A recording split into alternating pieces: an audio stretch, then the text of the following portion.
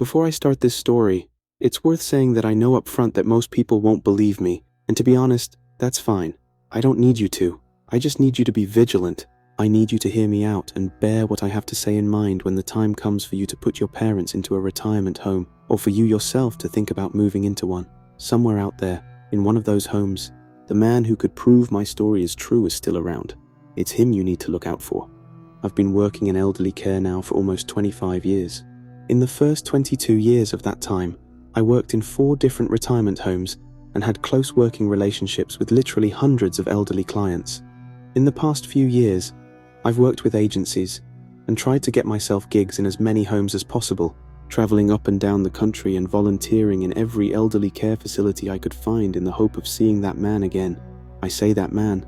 What I should say is that thing. Working in an industry where you're directly involved with people, you soon learn that surface appearances and first impressions are not always accurate. Sometimes, as you get closer to a person, you see that sometimes the real person is a far cry from the face they present to the world, and behind closed doors they are not who they seem to be. This much I already knew. What I was not prepared for was the idea that some folks are not only unlike who they seem to be, but they are not what they pretend to be, which is especially disconcerting when what they pretend to be is a human being. The whole thing with Teddy came about purely by accident. It was Boxing Day last year, and I was on my way out to meet friends for a few Christmas drinks. I'd worked Christmas Eve and Christmas Day at the retirement home, sleeping over at the home, and as usual delayed my own Christmas celebrations until the day after. I was literally on my way to the pub, where we had arranged to meet for some food and a few drinks, when one of the ladies I was planning to meet called me in an absolute panic. She wouldn't explain what had gotten her wound up, but asked if we could change the plans last minute and go somewhere different. She said that she needed to talk to me, and that she wanted to bring someone along. It was, she said, important. Obviously I was a little disappointed, as I'd expected to just have a good night out and a well-earned break. This sounded far more dramatic than that, and part of me approached the whole thing with a weary sigh. Approaching the new venue, I found my friend and another, older woman, whom I had never met before, and who looked to me as if she could have been one of the residents herself.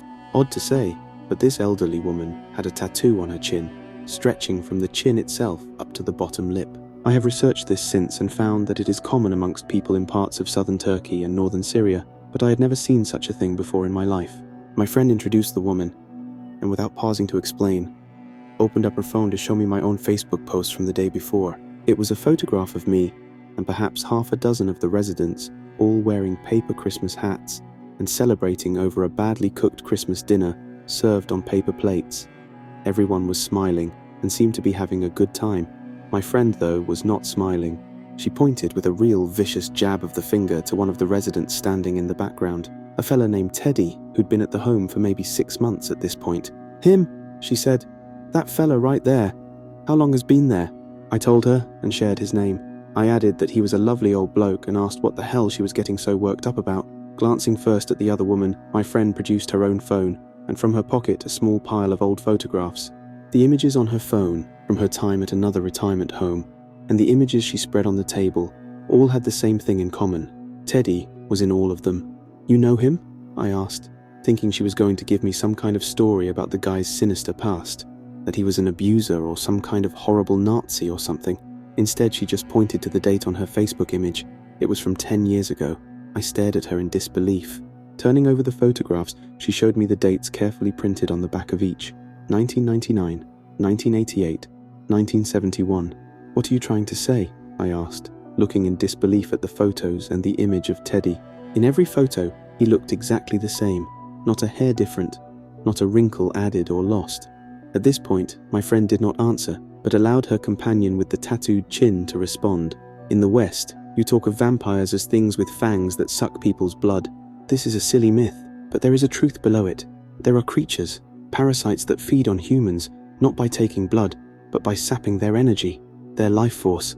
They drink it and absorb it, just through touch, like a leech, a little at a time over the course of weeks. Eventually the victim simply dies, exhausted and robbed of their vitality. The creature, meanwhile, looking like a person, continues on, unchanged, forever and ever." The woman tapped on the photos. Then it was my friend's turn to speak. What better place for this thing to hide than a retirement home? Nobody would notice. He'll put a hand on a shoulder or an arm and slowly suck the residents dry, one at a time. Nobody will notice when they die because they are already old. It's expected. I got these photos from 4 different people working in care homes who recognized him. He's been in these homes almost 50 or 60 years, moving from one to the next and feeding.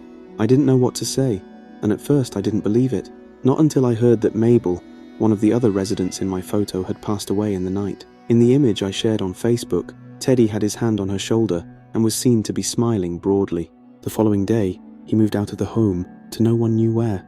Since then, I've been visiting every home I could in the hope of running into him again, trying to track him down. What I'll do when I finally find him, I don't know. Perhaps all I can do is warn people as I'm warning you now. If you move your folks in, or take a place yourself, just be aware of the youthful-looking old man who still has a spring in his step, and be especially careful if he ever tries to touch you. When you work in a retirement home, it is simply a fact of life that eventually you're going to lose some of the residents. The thing is though, when we say that we have lost a resident, we usually mean it metaphorically, as a euphemism or a softer way of saying that the person has passed on and died. What we rarely mean, and what is in some ways worse, is that we have actually lost them, that they are missing or somehow disappeared. Of course it does happen. Residents with advanced dementia will sometimes wander off, and if there is an oversight with the locks and doors, they can sometimes get out. Saying that the residents escaped makes it sound like they are being kept in some kind of prison. Obviously this isn't the case, but at the same time some residents need to be kept confined for their own safety. If they are not compos mentis enough to be allowed out on their own, then they are denied the right to leave the home without supervision. Of course there are occasional slip-ups, residents who wake up confused and thinking they want to go home. They slip out of the doors and wander in their pajamas back to houses they used to live in and just stand outside in the garden when they can't manage to get in. We've had cases of residents turning up at factories trying to clock in for a shift 30 years after they retired because that's what they can remember, and something in their confusion tells them they need to go to work. So, yeah, it does happen. Sometimes it happens for a reason. With Winston, the circumstances were more extreme, not only because his dementia was much more advanced, but also because of how he was found after he escaped. The first time he got out through the front entrance, some delivery worker had left the door propped open, and Winston had simply shuffled out onto the street, leaving the retirement home behind and making a break for freedom. That time he was picked up around a quarter mile from the home and brought back by a member of the public. We had a big meeting about it and security measures were improved, but it didn't stop him from getting out again. 3 months later, during the swelteringly hot summer, we opened the back patio doors to let some air in, and sure enough, Winston saw the opportunity and bolted.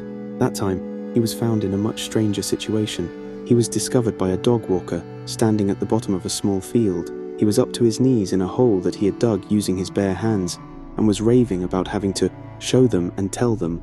We asked him about this on the way back to the home, but by that point he had gone silent again. Luckily for the home and the management, Winston did not have any living relatives, and his care was being paid for by the state and his private pension. Had there been family to deal with, then we would likely have been hit with all kinds of lawsuits. As it turned out, when the law did get involved, it was not to hold us to account. Winston's next escape proved to be his last. By the time he was found, he was not only dead, but partially buried. He had gotten out of his room by climbing out of the window at around midnight. By the time the staff realized he was missing the next morning, 8 hours had passed.